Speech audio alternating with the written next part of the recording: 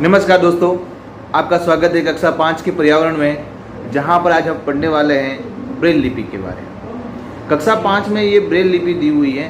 Braille लिपि वह लिपि का मतलब होता है ऐसी लिखावट, सीधी भाषा में इसको बहुत बड़ा लंबा चौड़ा नहीं लेते हैं। लिपि का मतलब ऐसी लिखावट जिसको पढ़ा जा सके।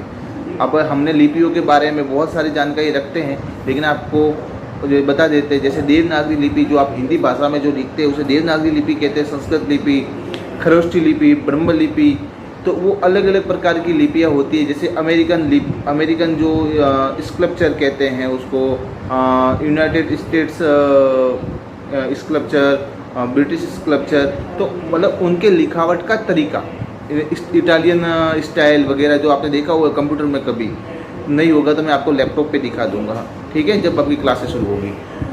ब्रेल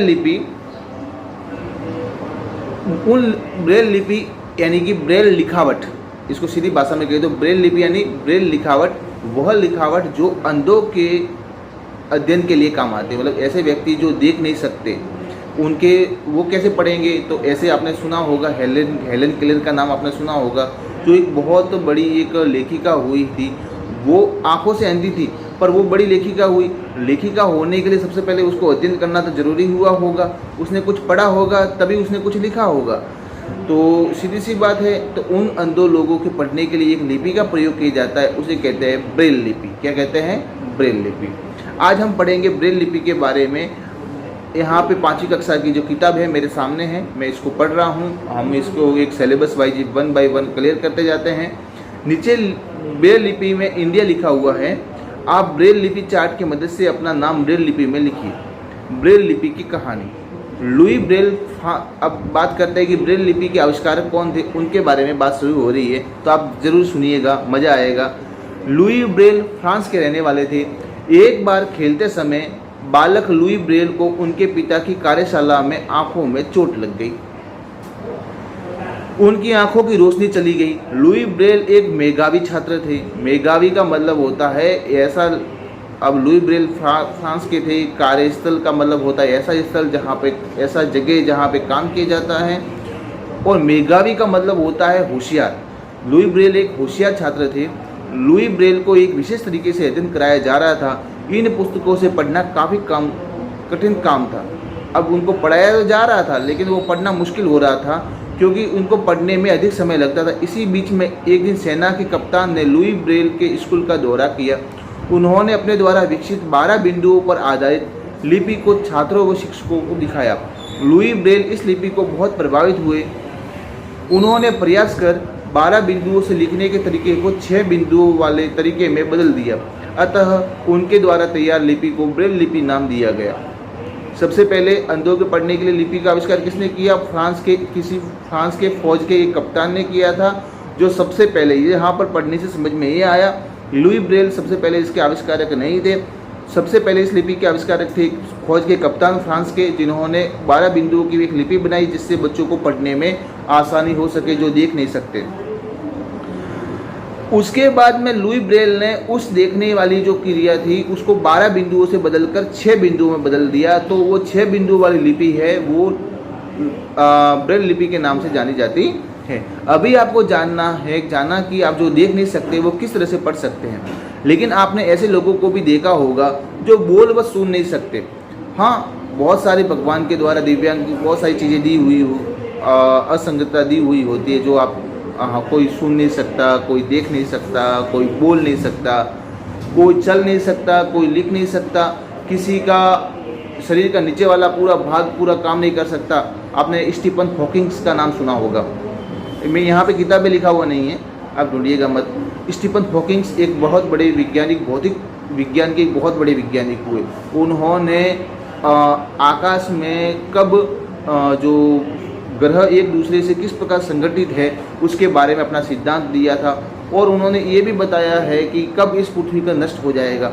मतलब वो भौतिकवादी जैसे आइंस्टाइन हुए उस प्रकार के वो एक वैज्ञानिक हुए थे, पर उनका जो नीचे वाला भाग था वो पूरा एक बुखार के कारण पूरा पायरालिसिस हो गया था। पायरालिसिस का मतलब होता है लकवाग्रस्त, ठीक है।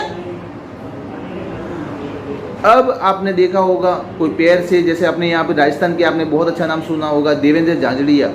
जो अभी जो उन्होंने एक भाला थ्रो में उन्होंने एक अच्छा रैंक बनाया और गोल्डन मेडल हासिल किया है।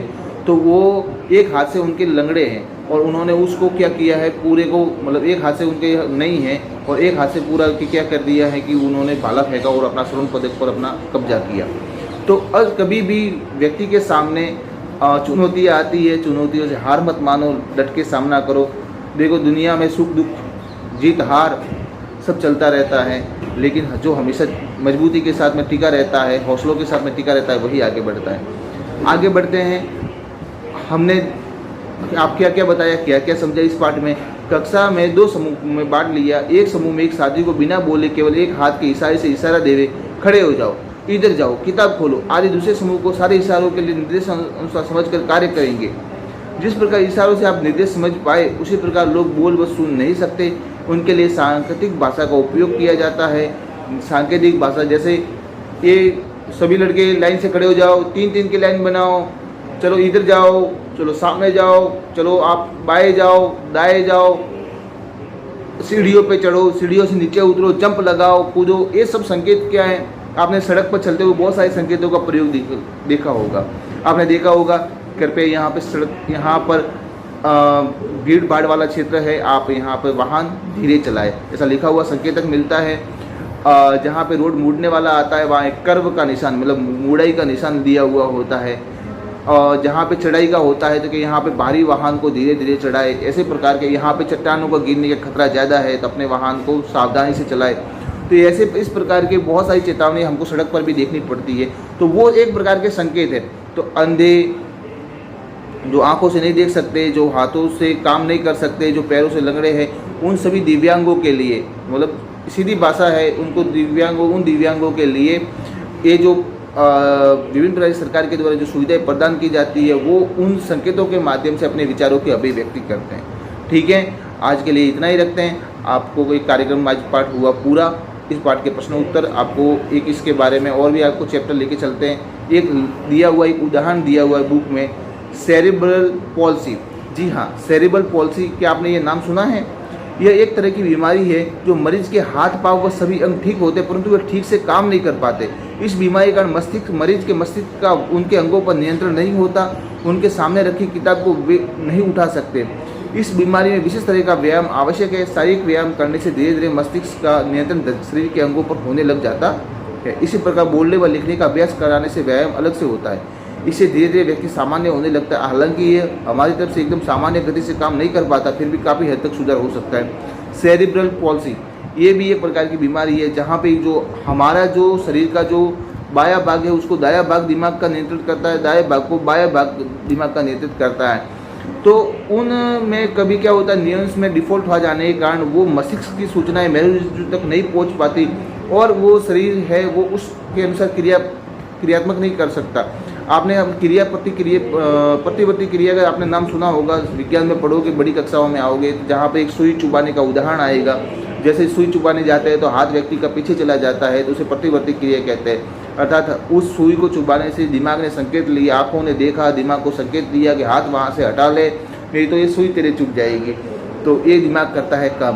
परंतु जब हमारे शरीर में सेरिब्रल पॉल्सी नाम की बीमारी हो जाती है तो आंखें देखती जरूर है, सूचना दिमाग जरूर देता है, पर वो क्या हो जाता है, वो सूचना उस अंगों तक नहीं पहुंच पाती। वो वही सिस्टम हुआ कि लाइट आई है लेकिन बल्ब तक नहीं पहुंची, बात वो की वो। ठीक है, आज का कार्यक्रम